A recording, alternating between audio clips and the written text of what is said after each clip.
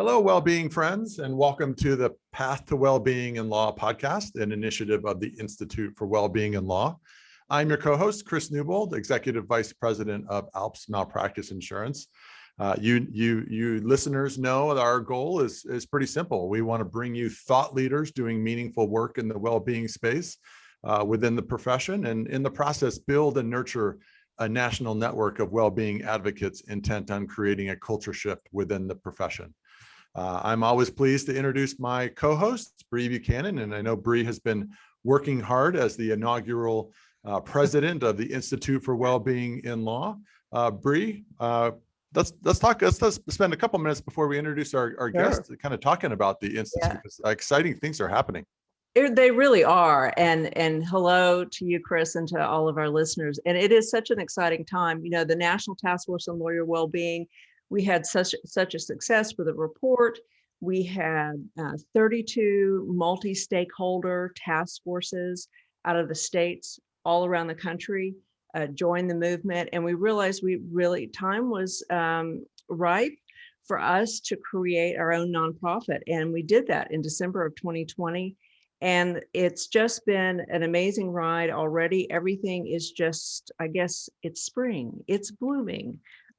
We have been raising money in a way that makes us really confident that this is, again, the right thing at the right time. And we're going to be able to do great things.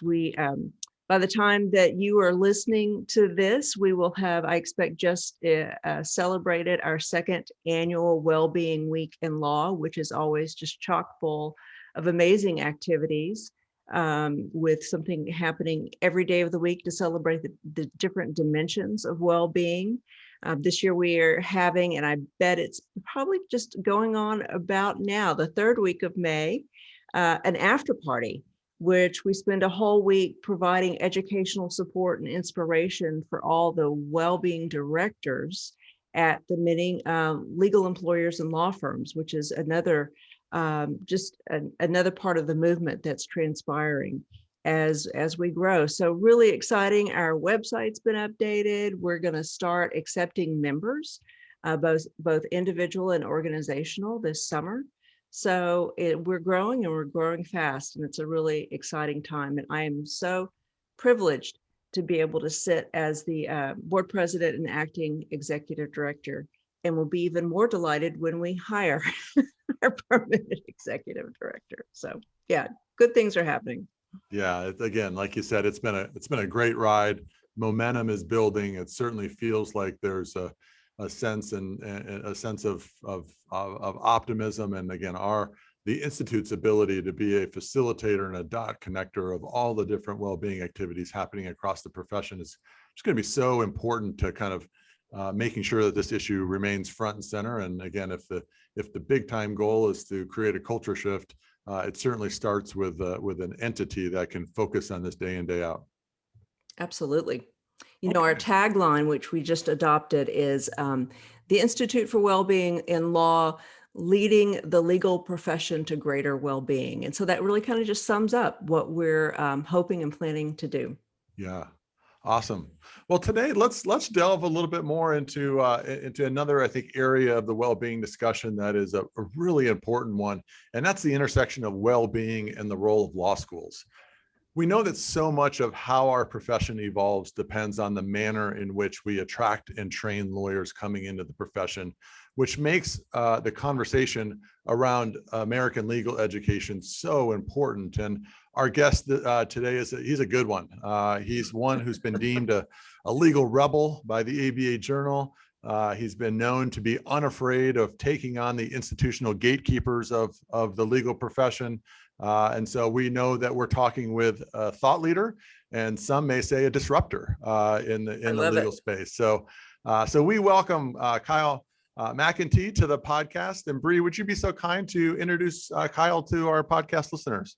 I absolutely would. And you know, in preparing for this, Chris and I had a great conversation with Kyle, and I can just tell from that, you know, hour that we spent on the phone that he is really a preeminent thought leader in this space. And so I encourage everybody to listen closely and get a glimpse into the future and where we're going around the lawyer well-being movement in law schools.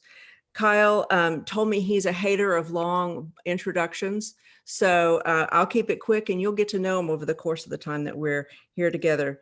Kyle McEntee is the executive director of Law School Transparency, a nonprofit organization he co-founded in 2009 while he was in law school.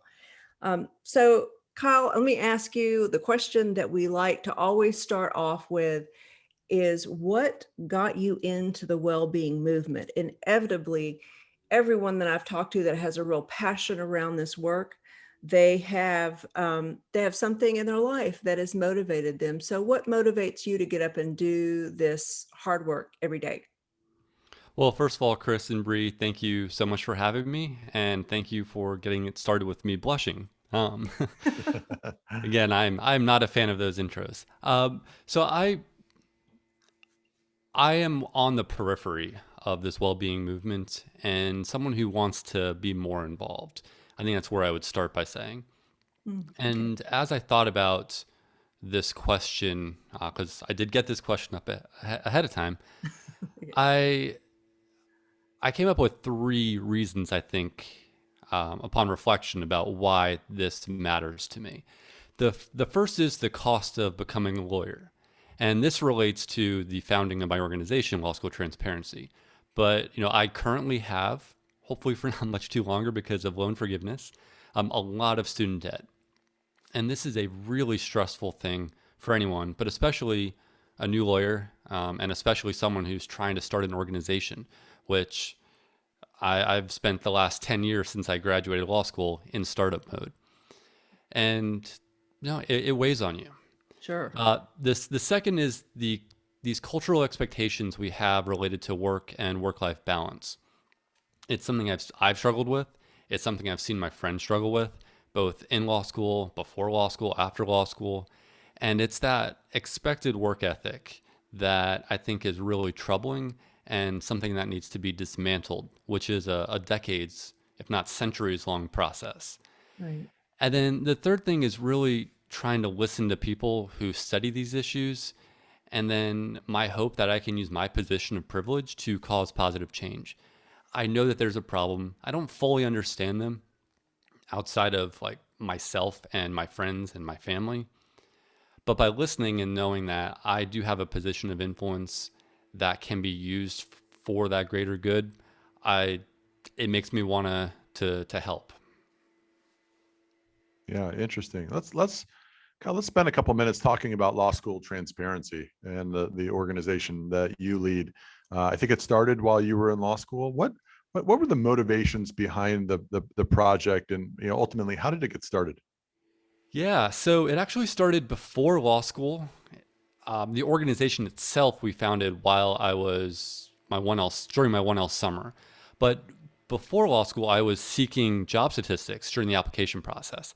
I knew that I wanted to go to law school, but I didn't really know much about being a lawyer. And so I started to investigate what that looked like and what kind of jobs people from various schools got, because I knew that there was some element of where you go to school matters.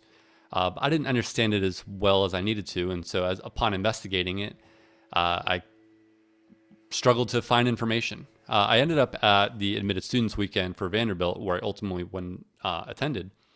And at Vanderbilt, they provided this list of where all graduates from the class of 2007 went to work.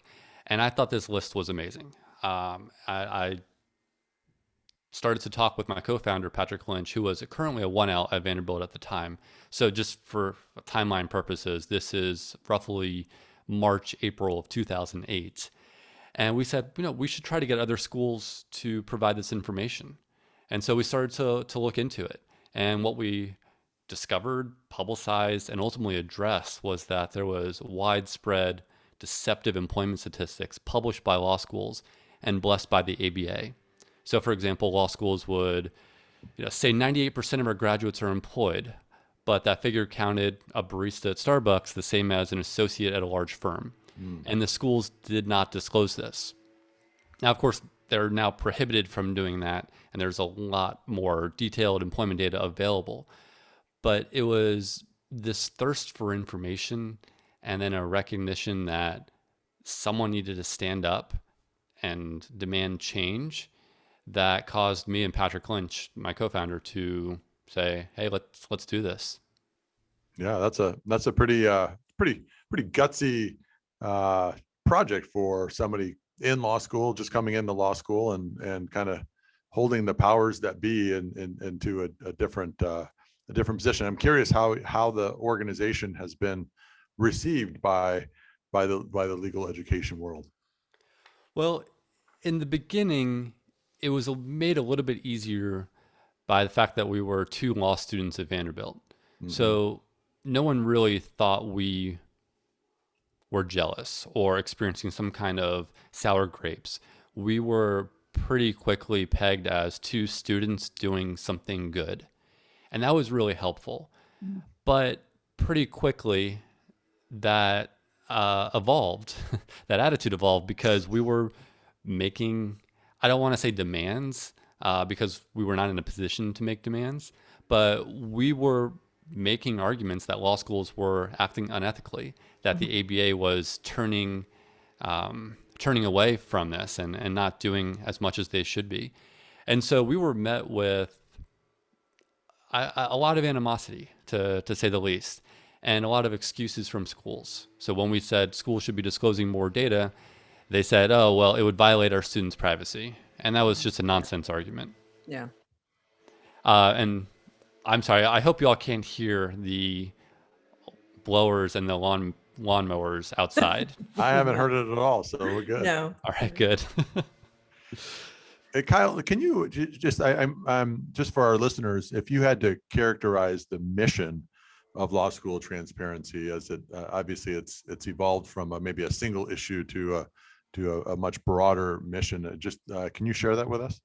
Yeah, so our mission actually really hasn't changed from the beginning. It is to make entry to the legal profession more transparent, affordable, and fair.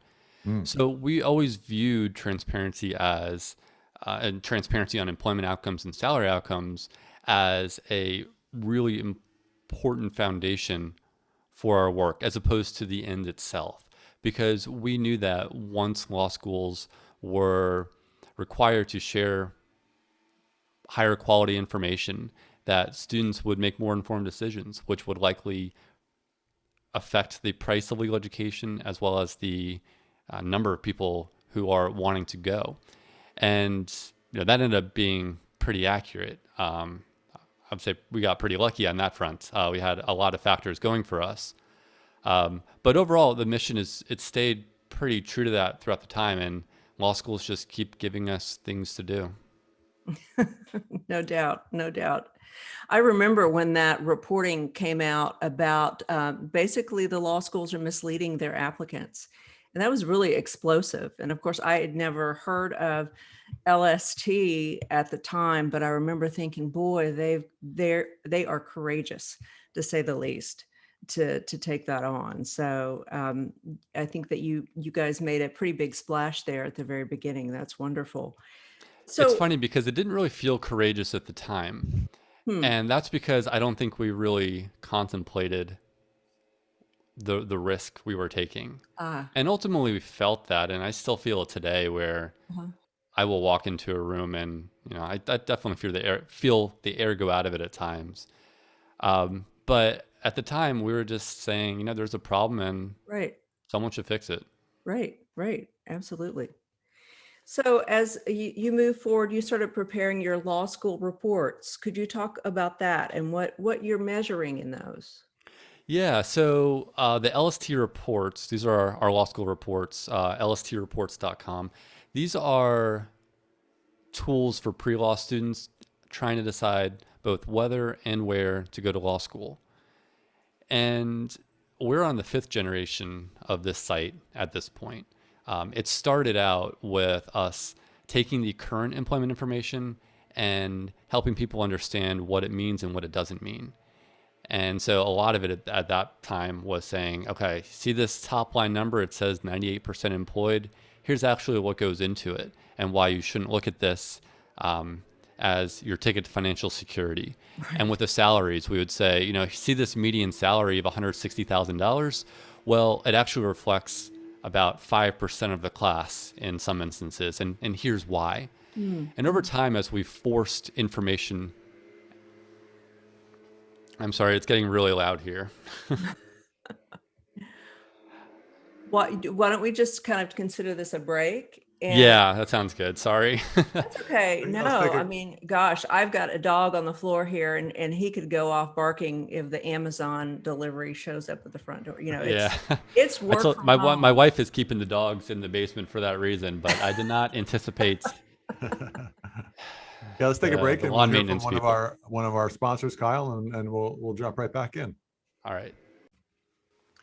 And we're back with Kyle McEntee, the Executive Director of Law School Transparency. Little minor interruption as the leaf blowers blew into Kyle's backyard, and so we are officially back. Kyle, we were talking about the law school reports and kind of what you're measuring, and I think what's really important is that you provide this information to kind of the future prospects of legal education free of charge. Talk about how many folks visit your sites and how important that work has been at impacting the legal education world. Yeah, well, I'll start in reverse order and say I think it's made a really big impact because, as I was talking about before, it started with explaining what was wrong with the current information, the then current. And over time, we have been able to force out new information. So law schools now voluntarily disclose a substantial amount of employment data and salary data that they previously weren't. And now the ABA requires that schools publish a lot of data, and then the ABA publishes those same data in spreadsheet form, which makes it really easy to get it in my Wow. database. Wow. Um, and so, what we're ultimately measuring, though, is employment outcomes, admissions likelihood, costs, bar exam outcomes. And we're taking, I think, over 1 million data points and organizing it into something that's relatively easy to use for pre-law students and their advisors. And the goal here is helping them make informed decisions, which goes to whether to go to school at all, which school to choose, how much to pay, and all of that's built on where should I even apply? Can I Right. get in? Who should I be trying to negotiate with? What does negotiation even look like on when you're negotiating salaries? And this information has, I think, done a pretty good job at transforming at least part of the market. That said, we do have tens of thousands of pre-law students every year on the site, but they tend to be people who are considering the top performing schools. And they tend to be later in the process when they're making the decision about where to go, as opposed to earlier in the process when they're deciding where to apply. And if you apply to the wrong schools based on your career goals, that's not as helpful as it would be if you use this information earlier in the process so that way you were making choices among schools that made sense for you. And because one of the things we've really learned through all this increased transparency is that law schools are very local or even regional, and that the number of national schools, it's maybe 10, maybe 15, but past that, you really should be looking at a school where you want to work. That I think has been an attitudinal shift that we've been able to see among pre-law students. Wow. That said, there's still a lot to do on that front because U.S. News remains the elephant in the room for people who are deciding where to apply, where to attend. Yeah, Kyle, can you talk a little bit about the U.S. News and World Report ranking of law schools? That, from my view, causes so many problems for students, and I guess in a misleading way when they're trying to make these vital decisions. Could you talk a little bit about those reports and how, in some ways, they're not really very helpful? Yeah, I'll use stronger language You than go right that. ahead. Um, they are enormously damaging to both pre-law students as they're trying to decide whether and where to apply to law school, but also to law schools. They stifle innovation. They cause schools to allocate their resources in all kinds of nonsensical ways. And it makes it very difficult for schools to have a real commitment to equity, to diversity, Mhm. to innovation, to affordability, all these things that there's pretty wide consensus on that law schools don't do that well. Law schools are not doing a good job on equity. Law schools are not doing a great job on affordability. They're not doing a good job on evaluating students for the competencies that they need to be successful lawyers. And US News is the constant elephant in the room. Right. And it's difficult to make any decision internally at a law school without someone somewhere thinking, how will this affect my ranking? Because it affects all stakeholders. Um, Absolutely. and Yeah. it's just, it's a terrible situation. Yeah, I went back and taught at University of Texas School of Law for 4 years in a clinical program, and I saw that up close when I was really starting to watch the administration and how the school operated and the chasing of those rankings. That is just the most important thing, not just the most important metric. And it really does distort things to a great degree. So wonderful that you're shedding some light on that. Kyle, are you surprised that tool has maintained its stranglehold on law school perception? No, I'm not. I think rankings serve a useful purpose to humans. Mm-hmm. We look for shortcuts and not necessarily, and I'm not saying that's necessarily a bad thing. In this case, it is. But it's difficult to organize a lot of different data points and then figure out what to do with it. In other words, it's hard to turn data into information. And US News, through its simplicity of an ordinal ranking that says 1 is better than 2, 2 is better than 30, really helps people Sure. feel confident in their choice. Now, the problem is when the methodology is unsound and the weightings are irrational and the schools you're comparing with one another don't deserve to be compared to each other.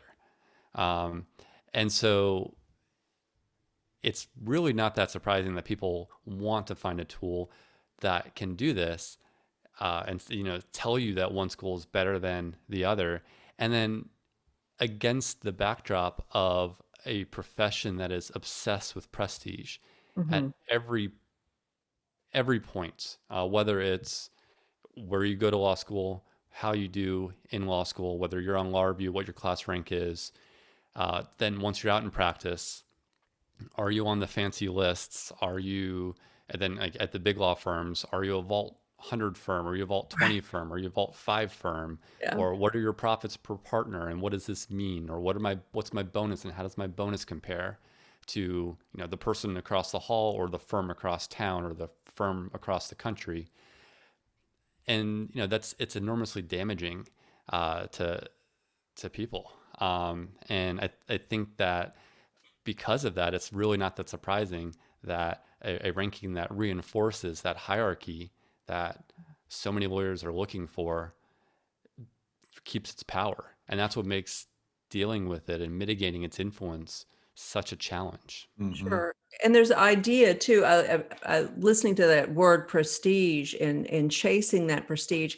And what research has shown, yes, that is what pervades the legal profession as an overarching goal for so many. But research has showed that that is not what brings us happiness, a sense of well-being or satisfaction in our life. There's great research from Professor Larry Krieger that really delves into that quite a bit. And so let me just sort of shift a little bit to around the topic of well-being and for law students and lawyers, young lawyers in particular.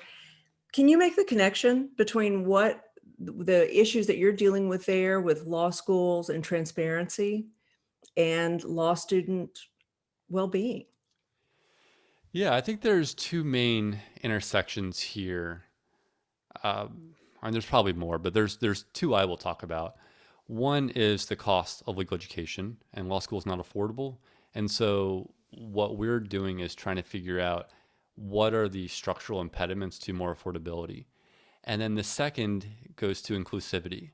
And when people don't feel included in a community, they're less likely to be happy and satisfied. Right. And we think that there's actually a huge amount of overlap in those structural impediments to legal education being more affordable, to legal education being more inclusive, more equitable, and ultimately producing more diversity that with people who actually feel like they belong. Because it's not enough to just say, we're meeting a quota, right, for the number of women graduating from law school or the number of people of color graduating from law school. As a profession, we need to be welcoming to everyone and make everyone feel like they belong, because otherwise we are going to fail on our primary charge of upholding the promise of the rule of law. Right. Do you, Kyle, do you see, if you had to give a grade to the American legal education system when it comes to the pursuit of diversity and equity and inclusion in our law school classes? This is a little off the cuff question, but I think it's important because I do agree with you that so much of well-being is associated with a feeling of belonging and being there, right? And so I'm curious on your perception of the reality of how you see it. I think I'm going to resist. I will give an answer, but the reason I'm going to resist is that I'm often a critic of systems of measurement that lack validity. Notable U.S. news, and any grade I would give would lack validity because I don't know exactly what I'd be measuring, how I'd be measuring it, and how to make it mean Yeah. something. That said, there are a lot of opportunities right now for law schools to do better on all of these fronts, but they are very often restricted by the elephant in the room, U.S. news. I know I keep coming back to them, and they Yeah. are not always the answer to things, but I do think that by mitigating some of that influence, we can make a lot of inroads on the issues that matter to a lot of people, namely educational quality, diversity, affordability. Yeah. Well, let me ask you this.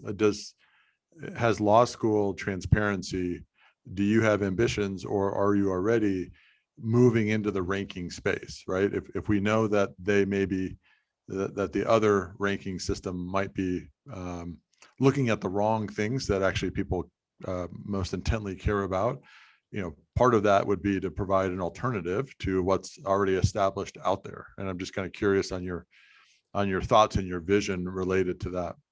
Yeah, so we have been in this space for a little while with the LST reports, and we do have plans to expand into another space. I'll get into that in a second. But the LST reports as a whole, we're trying to help people figure out whether and where to go to law school and then which school to choose.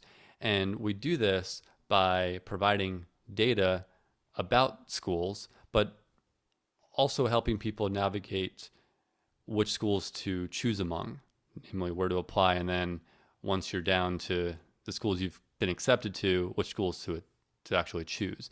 And we've paid attention to why people like rankings.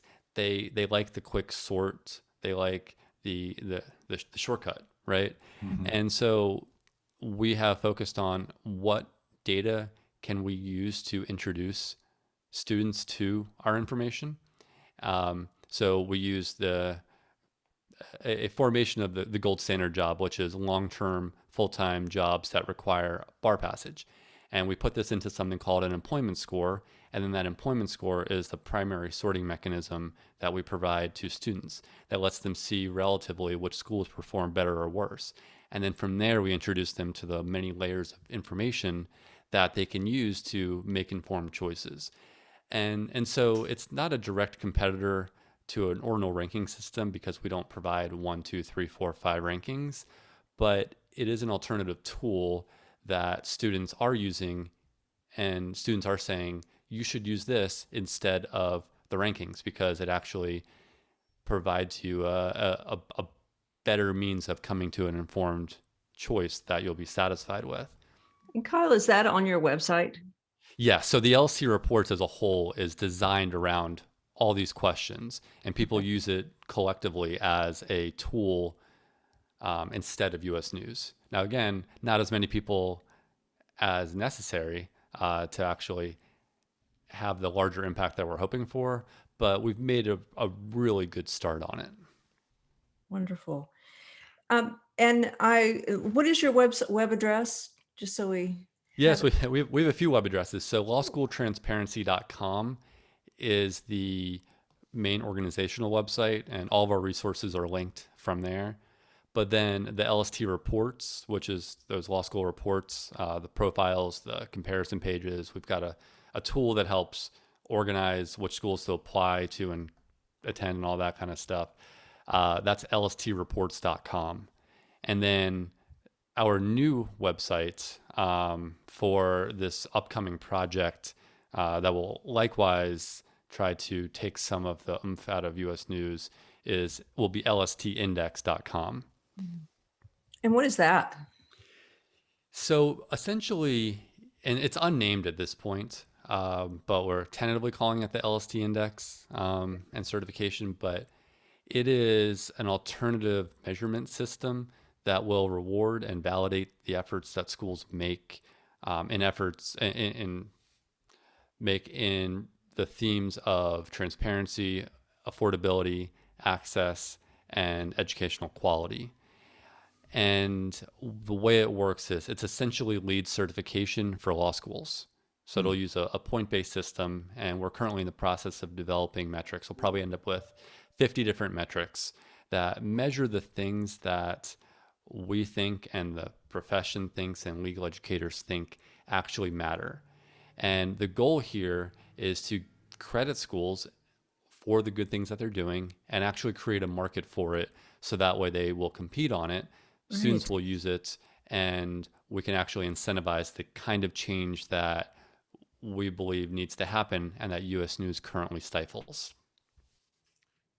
Let's transition and talk a little bit about what's on the horizon for you and law school transparency. I know you've been in the midst of crafting a Vision 2025, and you tell us a little bit about just kind of that project and where you feel like the important nudges are for our legal education system on the horizon. Yeah, absolutely. So our vision overall is to have a legal education that provides a more diverse profession and is more affordable to enter. And we identify two structural impediments to this. One is that the ABA standards both under and overregulate.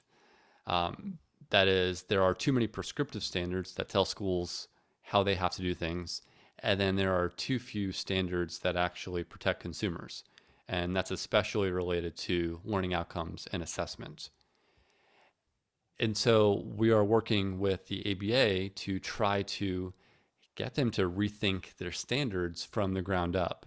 Namely, we want to see them throw out a bunch of standards and enhance some of their current standards, again, particularly related to educational quality. So then the second main impediment is the one we've been talking about most of this episode so far, which is US News. And so law schools they face a system of incentives that just isn't working very well. And so we are looking at how we can upset the balance of incentives. And that is a handful of things we're working on, two of which we've already talked about, the LST reports and the LST index, but also looking at working with US News to further refine their methodology and to work with US News voters to refine how they make their choices about how they grade schools. It's kind of a, if you can't beat them, join them attitude. But we think that if we can make some marginal improvements to the rankings, we can make some marginal improvements to law school behavior, while we simultaneously create a new system of incentives through the LST index and provide a lot of consumer information that's actionable to pre-law students and their advisors on the LST reports. Wow. Wow, that's amazing. So let me ask you, what advice, if there are some law students who are listening to this, or some people, prospective law students who are listening to this, what advice would you tell them or give them about picking a law school? other than to read your reports? They need to think carefully about what they want out of a law school, and especially focused on the kind of jobs that they want access to. Now, I know that's kind of a tall order for a graduating senior or even someone who's just 1 or 2 years out of law school. And people shouldn't think that they have to decide what kind of law they want to practice beforehand. But it is important to think about to the extent you're able to. Um, if, for example, we see this pretty often, someone will choose a school that is very expensive. Let's say they'll end up borrowing $300,000 to attend, Right. but they want to be a family lawyer. But they think that they need to go to the number 10 school in the country because they got in, even if they have to pay at or near full price. When really, they would, if they want to be a family lawyer, they would have been better off going to a school that they can get into and not pay any tuition or pay very little tuition, or find a living circumstance where they don't have as high a cost of living that they have to borrow for during law school. Mhm. And so if someone, so that's kind of one of the consequences is if you think as clearly as possible about what you want to do, it'll open up a number of schools to you that you may not have otherwise considered. Sure. What about law? Anyone who is a law student now who is not satisfied with their experience? You get into school and look around and see this is not meeting my needs. I guess is the only answer for them to transfer. What do you do with that? And I just want to say a comment in regards to tying this to well-being. When I was the director of the Lawyers Assistance Program, I fielded so many calls from distressed lawyers who you could tell after talking to them for about 2 minutes, there was just a terrible fit between them and the law or them and the area of practice they've chosen. And when you have that mismatch between internal, goals and what you're actually finding yourself in, it has a devastating effect on your just overall well-being. And I've seen a lot of depression, anxiety, and substance misuse come out of that situation. So what would you say to somebody who's found themselves in a place where it's not a good match? That it's okay to stop. Mm, I mean, I enjoyed law school a lot, but I had a number of people that I knew that made that choice, both at Vanderbilt and at other schools, and they just said, you know what, this isn't for me, and that's okay. It doesn't make you a quitter. It makes you someone who is taking control of their happiness and career, and their career satisfaction. That now that's not something to do on a whim, but it right. is something to do in consultation with a therapist or Mhm. other lawyers or someone from a lawyer wellness program. Right. It should be a conversation that you have and you shouldn't be afraid of having.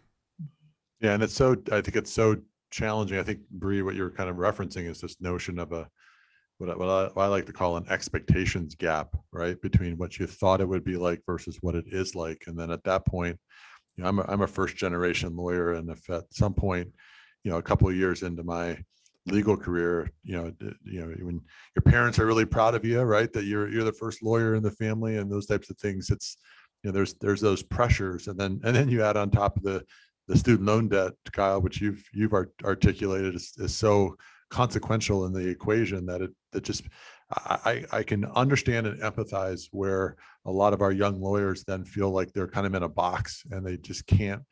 Either you lack the mental fortitude to stop, as you suggest, but and then kind of feel like you got to keep going, or even practice in areas that maybe that are not aligned with your own values, right? And because you just need you need the salary to be able to justify what you just paid out to secure a law Absolutely. education. So it's man, it's such a this is the greatest fear that I have in terms of students coming into the profession, is just this notion of an expectations gap, which is becoming more challenging, and seeing more people leave the profession, but leave it in a way that leaves a negative connotation for kind of whether they would even advise their own children to go to law school ultimately. Mhm. Yeah. And so, Kyle, what would you then say to the rest of us? When we've been talking about prospective law students, why should the rest of the legal profession care? What would you say to the lawyers that are already out there?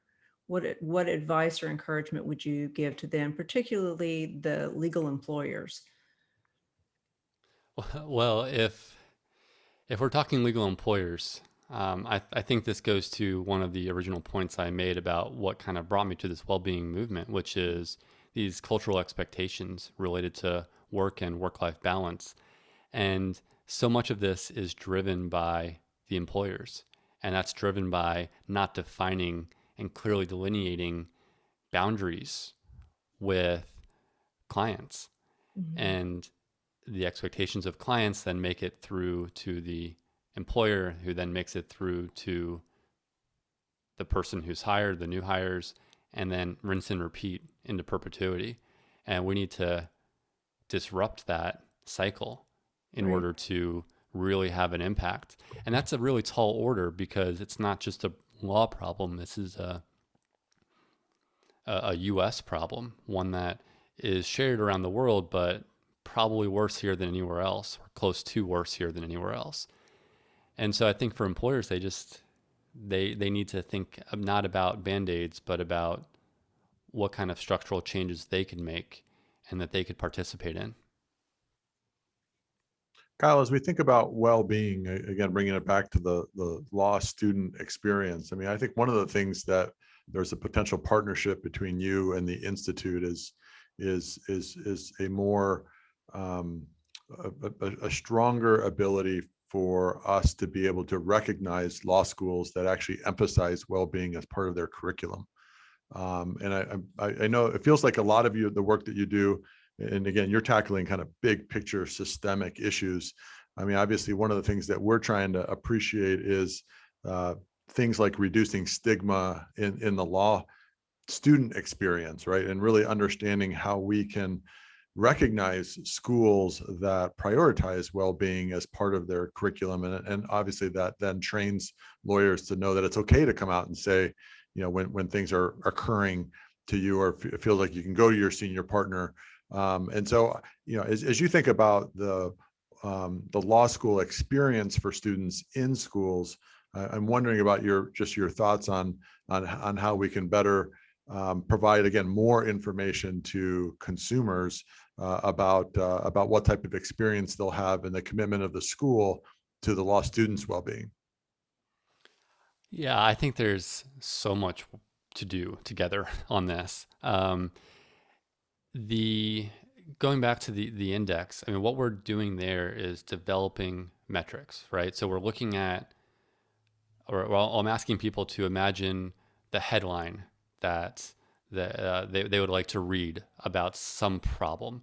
So if we acknowledge that well-being in law school is a huge problem, we say, okay, well, what's one headline that would make us feel like we've done something important?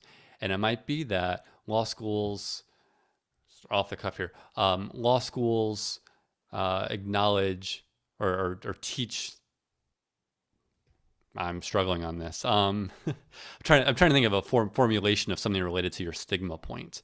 So whatever that hot headline might be, then we would develop a metric that would measure progress towards that. And I think that looking at what law schools do and figuring out what is it that we can measure and cause to schools to do and to change to, um, that will really be a way of creating a market around well-being, which is kind of a weird way to approach it, right? It's something you want to just come from inside, but through our analysis, we don't think that's going to work. We think it Right. requires creating a system of incentives and then enforcing that system. Right, right. Yeah, yeah, there is so much work to be done here. And Kyle, thank you so much for being with us today. It was obvious to us just after a few minutes talking to you that you really are a thought leader in this space and tremendous courage. I mean, as you've talked about this and thinking about that you are finishing up your first year of law school and you start to take on this project, and it must have felt like sort of David and Goliath, and you've continued to fight this good fight, and I know that you will continue to do so. We're so impressed with your work, and I really want us to continue to ally ourselves together and see what we can continue to do to transform the legal profession so that it really meets the needs of everybody involved. So, Carl, thank you for being here, Chris. It's been another great 45 minutes with you. And we will have more podcasts coming online with thought leaders in the lawyer well-being movement, and hope that everybody can join us. Take care. Be well. Thanks, Bree. Thanks, Kyle. Thank you.